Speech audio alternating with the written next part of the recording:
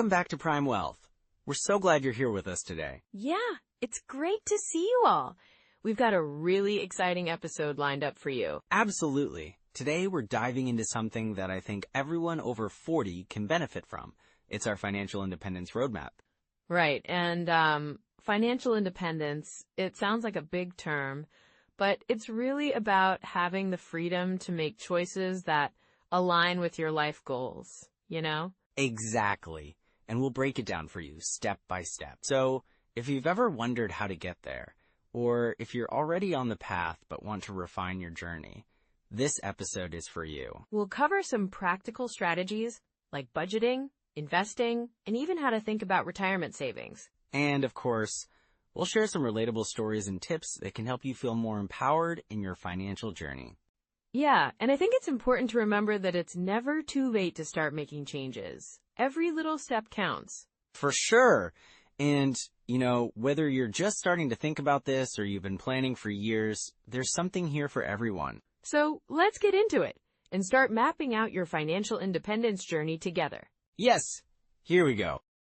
So, Alex, I think it's safe to say that, for people over 40, financial independence is more relevant now than ever, right? Absolutely, Jordan. I mean, when you hit that milestone age, you start to think about retirement and the life you want to lead in those later years.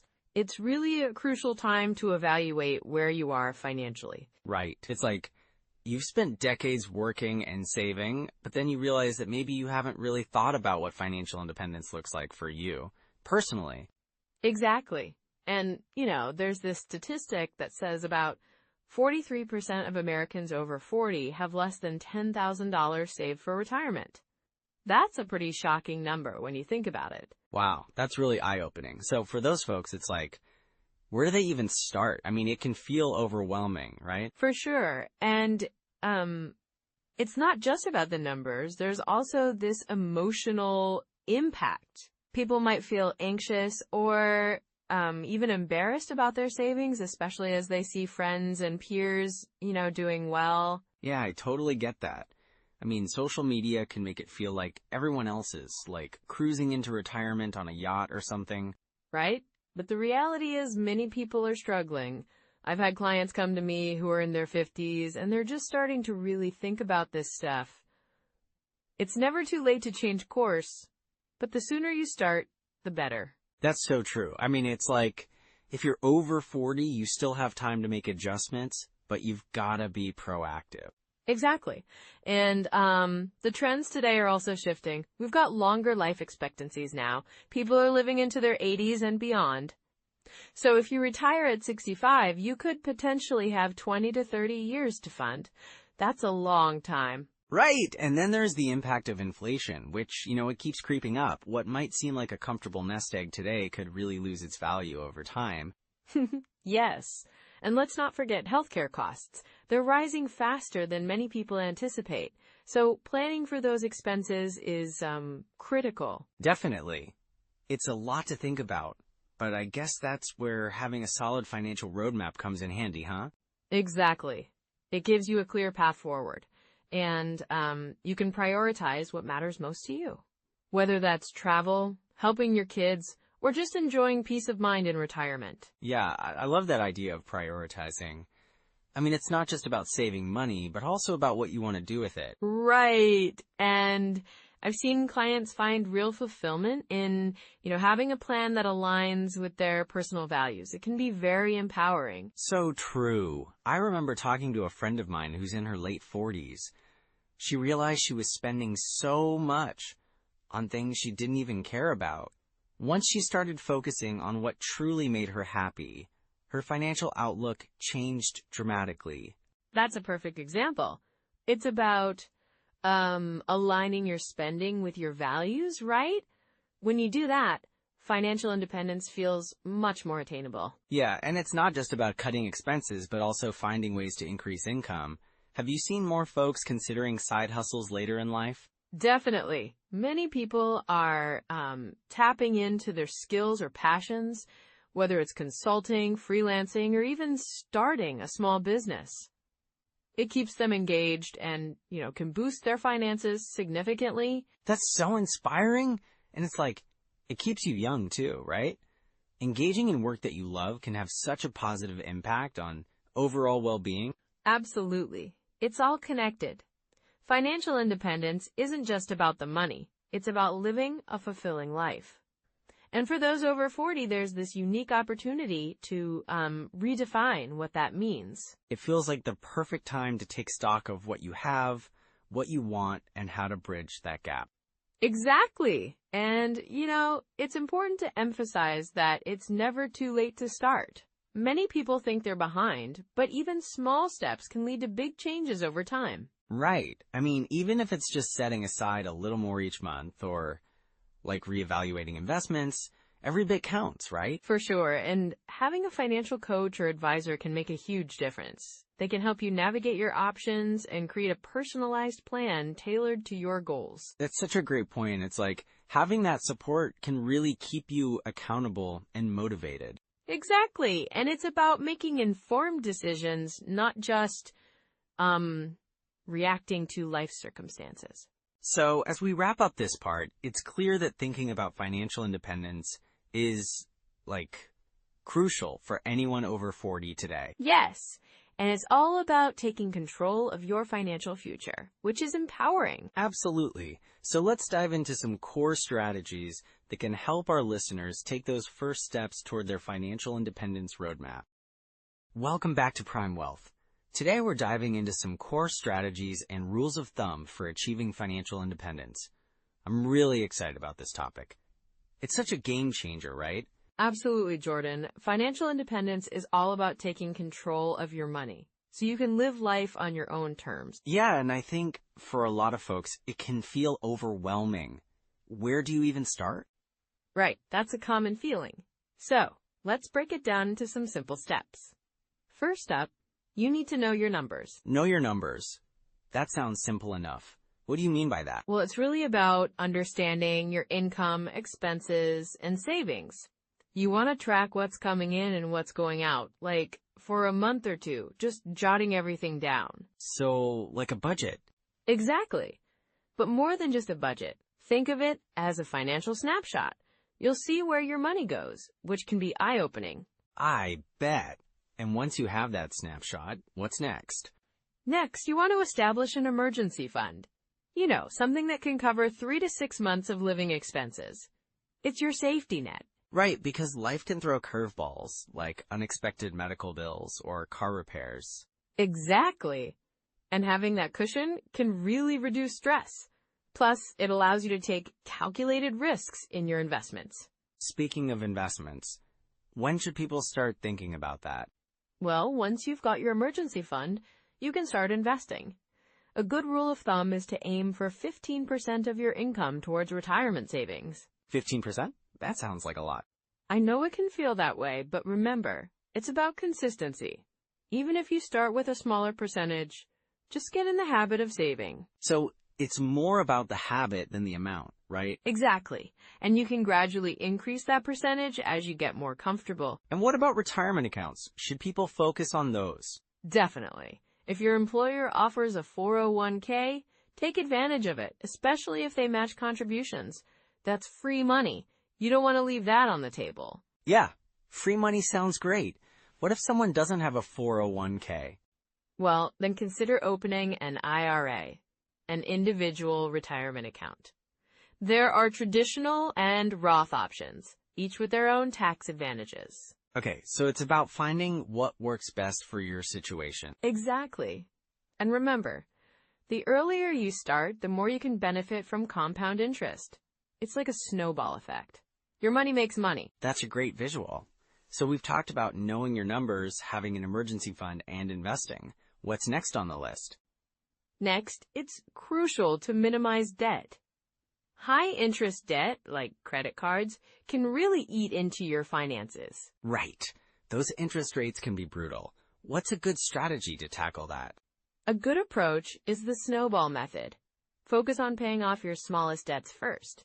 It gives you quick wins and motivates you to keep going. I like that idea.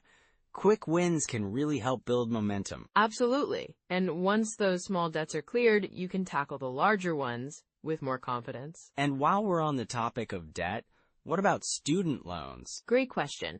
With student loans, you want to explore options like income-driven repayment plans or even loan forgiveness programs if you qualify. Yeah, it's important to know what's out there. So after tackling debt, what's the next step? You'll want to focus on building wealth. This means diversifying your investments. Don't put all your eggs in one basket. Right. So maybe some stocks, bonds, and even real estate? Exactly. It's about balancing risk and reward. And consider using tools like low-cost index funds or ETFs to keep your investment costs down. That's super helpful. What about insurance? How does that fit into the picture? Great point. Insurance is a key part of protecting your assets. Make sure you have adequate coverage, health, auto, homeowners, and even life insurance if you have dependents. So it's not just about accumulating wealth, but also protecting what you have. Exactly. And don't forget about estate planning. It's essential to have a will and consider things like trusts, especially as you accumulate assets. Wow, there's so much to think about. But it sounds like these steps can really set you up for success. For sure. And remember, it's a journey, not a sprint. Small, consistent actions over time lead to significant results. I love that perspective. So as we wrap up this part, let's transition a bit. What are some common pitfalls people should watch out for on this journey to financial independence? That's an important topic. One big pitfall is lifestyle inflation. As your income increases, so do your expenses. Yeah, it's easy to fall into the trap of wanting to upgrade everything, isn't it? Exactly. Staying mindful of your spending habits is crucial. Another common pitfall is not having a clear financial plan. Without goals, it's hard to stay on track. That makes total sense. So, setting clear goals can help keep you focused? Definitely. And remember to revisit those goals regularly. Life changes, and so should your financial strategies. Great advice, Alex. Thanks for this insightful discussion. I feel like our listeners are armed with some solid strategies now. It's my pleasure, Jordan. Remember, financial independence is within reach if you take it step by step. Absolutely. And we'll see you all next time on Prime Wealth. So Alex, today we're diving into some common pitfalls that people face on their journey to financial independence, right? Yeah, absolutely, Jordan. It's such an important topic. Many people start with the best intentions, but sometimes, they can trip up along the way. For sure. I think a big one is, not having a clear plan. Diving in without really understanding where you want to go. Exactly. I had a client once. Let's call him Mike. He was super eager to invest in stocks, but he didn't really have a strategy. He just jumped in because he heard it was a good time to buy. Oh no, what happened? Well, he ended up buying during a market peak and, yeah, you can guess the rest. He lost a significant amount of money when the market corrected. It was really tough for him. That's such a common mistake. So how can people avoid that kind of situation? First off, having a solid plan is key. You need to set clear, achievable goals and understand your risk tolerance. That way, you're not just reacting to market trends, but actually working towards something you've mapped out. Right. And I think it's also about doing your research. Definitely. You want to know what you're investing in, right? I mean, there's a difference between buying a stock because a friend recommended it and understanding the company's fundamentals. Yeah, and the financial health of the company, their growth potential, all those factors. Exactly. And another pitfall I see is people neglecting their emergency savings. They think, I can invest this money and make a greater return. But then something unexpected happens. Like a job loss or a medical emergency, right? Yes, I had another client, Sarah, who was really focused on her retirement accounts. She thought, I'm young enough, I'll just invest and not worry about savings. But then her car broke down and she didn't have the cash to fix it. That must have been stressful for her. It really was. She had to put the repairs on credit, which just added to her financial strain. So, having that emergency fund, it's like a safety net. Totally agree. And I think a lot of people underestimate how much they really need in savings. What's your rule of thumb? Well, typically, it's good to aim for 3 to 6 months worth of living expenses. It sounds like a lot, but it offers peace of mind. And it's so worth it. Another pitfall I've noticed is lifestyle inflation. People get raises or bonuses, and instead of saving, they think, hey, I deserve to treat myself. Yeah, that's a slippery slope. I once worked with a couple who got promotions and immediately upgraded their lifestyle. New cars, fancy vacations, but they didn't adjust their savings. Did that come back to bite them? It did.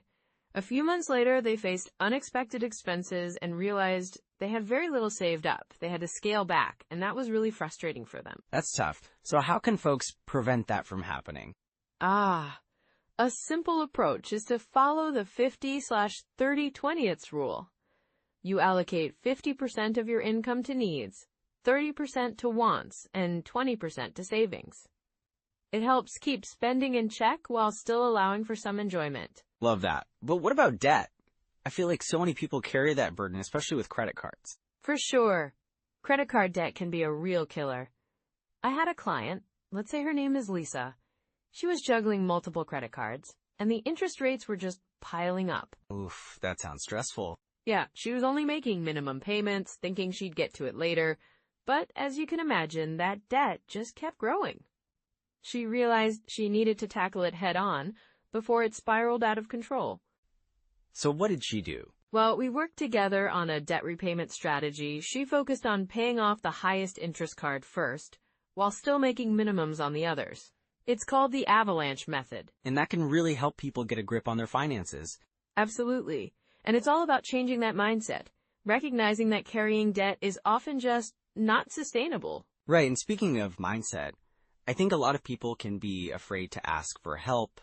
They feel embarrassed about their situation. Yes, that's such a big one. I've seen individuals avoid reaching out because they think they should have it all figured out. But, everyone needs help at some point. Exactly. It's not a sign of weakness, but rather a step toward taking control of your finances. Well said. Finding a trusted advisor or even just talking to a friend can make a huge difference. It's all about breaking that isolation. Totally.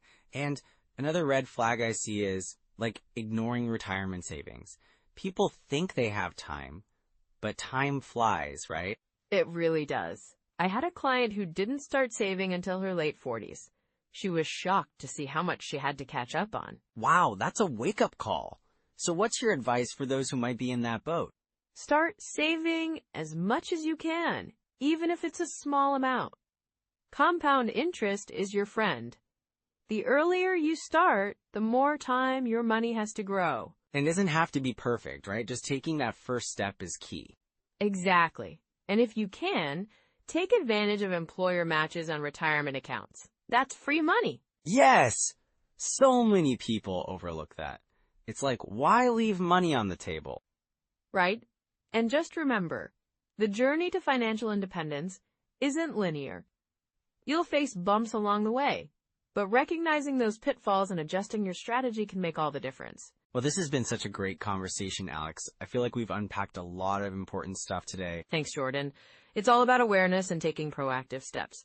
The key is to learn from those mistakes and, keep moving forward. So true. And for our listeners, if you find yourself in any of these situations, remember, it's never too late to pivot. Absolutely. You can always take steps to recover and get back on track. Just take it one step at a time. Thanks for sharing your wisdom today, Alex. My pleasure, Jordan. Looking forward to our next chat. So, Alex, we've talked a lot about the financial independence roadmap, but what are some immediate steps people can take, to get started? Great question, Jordan. I think the first thing is to really assess where you are right now. Take a good look at your finances. Right, so maybe start with a net worth statement. Exactly. Just list out your assets, your liabilities, and see what you're working with. It's a bit of a wake-up call for some, but it's so important. Yeah, I can see how that would be eye-opening. Once they know where they stand, what's next? Well, I suggest creating a budget. It doesn't have to be super complicated. Just track your income and expenses for a month or two. See where your money's going. Totally. And there are so many apps out there that can help with that, right? Absolutely. There are apps like Mint or YNAB. Those are really popular. They can simplify the budgeting process and help you stay accountable. Nice. I've heard YNAB has that give every dollar a job philosophy, right? Yeah, that's right. It's all about intentional spending, making sure every dollar you earn is working towards your goals. So after budgeting, what should they focus on? Next, I'd say it's really important to build an emergency fund. Just having a safety net can ease a lot of financial stress. How much should folks aim to save for that? If possible, try to save 3 to 6 months worth of living expenses. It sounds like a lot, but starting small is key, even if it's just a little bit each month. Yeah, I love that. And once they've got a budget and an emergency fund, what's next on the roadmap? Well, after that, you might want to tackle your debt. If you have any high-interest debt, like credit cards, that can really hold you back. Right. I've heard of the snowball and avalanche methods. Do you have a preference? I usually suggest the avalanche method since it saves you more money and interest over time. But, if the snowball method keeps you motivated, go for it. That makes sense. So once they've got their debt under control, how should they think about investing? Well, starting to invest is a big step. I recommend looking into retirement accounts like a 401k or an IRA. Those can really help you grow your wealth over time. And for those who might feel overwhelmed by investing, what's a good way to start? A good way to dip your toes in is through index funds or ETFs. They're often lower cost and can be less risky than picking individual stocks. That's super helpful. And, it's also about building those habits, right? Exactly. Consistency is key.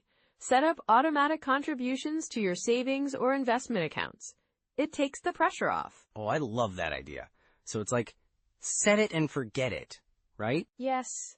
And don't forget to review your progress regularly. Maybe once a quarter. Just to see how things are moving along. That makes sense. And how about financial literacy? Are there any books or resources you'd recommend? Definitely. The Total Money Makeover by Dave Ramsey is a classic. And Your Money or Your Life by Vicki Robin is also a great read for mindset shifts. Awesome. I'll make sure to check those out. And what about mindset? How can listeners cultivate a positive financial mindset? That's really important. I think it starts with gratitude, being thankful for what you have, and recognizing your progress, no matter how small. That's a beautiful perspective. And do you think it helps to have a financial accountability partner? For sure. Sharing your goals with someone can keep you motivated, and it makes the journey a bit more fun. Yeah, like having a workout buddy, but for finances. Exactly. Surround yourself with people who inspire you, and don't be afraid to ask for help when you need it. So to summarize, folks can start by assessing their finances, creating a budget, building an emergency fund, tackling debt, and then thinking about investing, plus reading some good books along the way. Yep, and remember to celebrate your wins, no matter how small.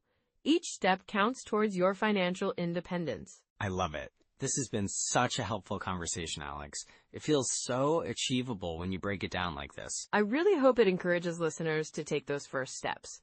Just remember, it's a journey, and every journey begins with a single step. Absolutely. Thanks so much for sharing your wisdom today, Alex. My pleasure, Jordan. And for everyone listening, take a moment today to think about your next step. You've got this. Yes, you do. All right, let's transition to our outro. Wow, Alex, what a journey we've had today. I mean, the Financial Independence Roadmap really lays out some solid steps, right? Absolutely, Jordan. It highlights the importance of knowing your numbers, really understanding your income and expenses, Yeah, and then there's the whole idea of setting clear goals. Like, without those, it's hard to know where you're headed, right? Exactly. And let's not forget about the power of investing early. The sooner you start, the more time your money has to grow. It's kind of like planting a tree, right? Oh, for sure. And then there's building a safety net. Having that emergency fund can really offer peace of mind, especially as we navigate life's uncertainties. Definitely. It's like having a cushion to fall back on. So, just to recap, knowing your numbers, setting clear goals, investing early, and building that safety net are really key takeaways. Yeah, and I hope our listeners feel inspired to take action on these steps. Remember, it's never too late to start working towards financial independence. That's right. Whether you're just beginning or already on your way, every step counts. So don't hesitate to take the first one. And if you enjoyed today's episode, please like and subscribe. We'd love to hear your thoughts in the comments, and share this with someone you know who's over 40 and might find it helpful. Absolutely. Every little bit helps our community grow, and we want to keep bringing you valuable content. And speaking of content, next time we'll dive into scaling side hustles to full-time gigs. I'm really excited about that one. Me too. It's a topic that can really resonate with so many people. Until then, take care, everyone. Bye for now.